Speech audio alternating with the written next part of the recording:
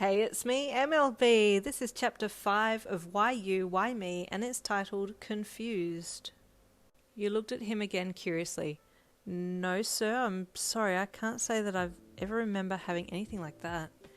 Well, he said with a sigh, these seizures apparently appear to be happening because the DNA of the other person in your system is trying to merge with you, or in other words, contact you. You looked at him baffled.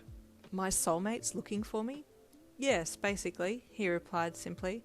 I can only assume that you and this person were connected either by mind or body for a while, and when you had your accident the connection stopped, and now they want to know why. You smiled nervously. But what if I don't like them back? Well, that's a problem for you and not me, he said with a chuckle. I'm a medical practitioner, not a matchmaker. You giggled slightly in response and thanked him for his time, then walked out to meet your mother, who had been waiting in the room with your grandma. What did he say? Your mum asked. Weird stuff, Mum.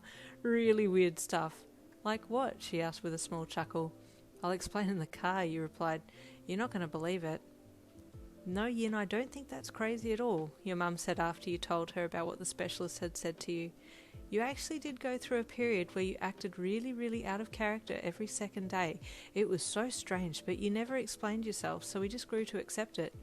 Strange as in how, you asked, and why don't I remember any of this? You probably don't remember because of your accident. You did get pretty bad amnesia at one point, darling. It could have erased your memory, your mum said. Back to the strange things, she started, wanting to clarify your other question. You would swear like a sailor, you called your sisters extras, and you loved spicy food. Your jaw dropped open. You can't be serious, you said, deadpanning. Your grandma, who had stayed quiet this whole time, finally spoke. Yes, dear. We were all there when it happened. But I don't even like spicy food, you said. Maybe I have some kind of schizophrenia? Your grandma chuckled. No, sweetheart, I don't think so. She looked at you with a little sparkle in her eye that you couldn't help but take notice of. When you got home, you went to your room to ponder these things.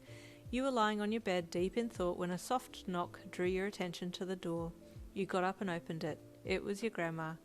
Can I come in for a minute? There's something I want to tell you, she said with an excited little smile. You loved how your grandma always seemed to have this little hint of sparkle in her, a cheeky side that always bubbled to the surface at the most random of times. Sure, Grandma, he said with a big grin. She waddled in and sat down on your bed, patting the spot beside her, indicating for you to join her.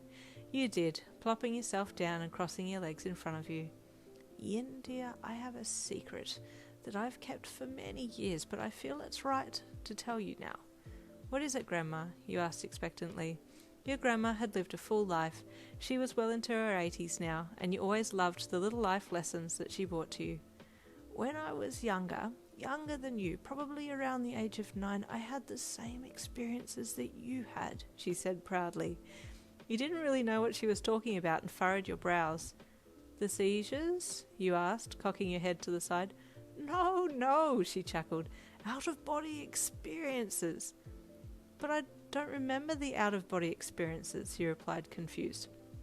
Yes, but just because you don't remember them doesn't mean they didn't happen, she chided, one knobby crooked finger raised in warning. I had the experiences of swapping bodies with a boy, about the same age as me, for close to a year. You what? You asked incredulously. This was all so surreal sounding. So what happened? You asked, curious to hear the end of the tale. Well, we were very young, and this kind of thing was common at that time. I just enjoyed the experiences, and when the swapping stopped happening, I moved on, she said, ending the story much too abruptly for your liking. Wait, you said, shaking your head. You're telling me that you had a soulmate that you were swapping bodies with and you didn't end up with them? Yes, she said, grinning at you. I don't understand the moral of this story, you said. Is she telling me it's okay that I don't have a soulmate anymore? You asked yourself. Well, I will be honest with you, Yin dear. I regret not seeking out my soulmate. We were very young and didn't see the importance of it, so I let it slide, she said, sighed heavily. I did love your grandfather dearly, but I always wondered what my life would have been had I pursued my soulmate. Do you remember the soulmate's name? You asked. Oh, of course I do. I remember a lot of things about him, she said, smiling gently at you. Then we'll go and find him for you, Grandma, he said excitedly. She chuckled softly. That's very sweet of you, my darling, but my time is done. My years are coming to an end and my decisions in life have been final. She reached over and took your hand. Don't let this go without at least trying to find the person that you were connected with. Don't live with regrets. She got up, patted your head with her other hand before turning and walking to your door.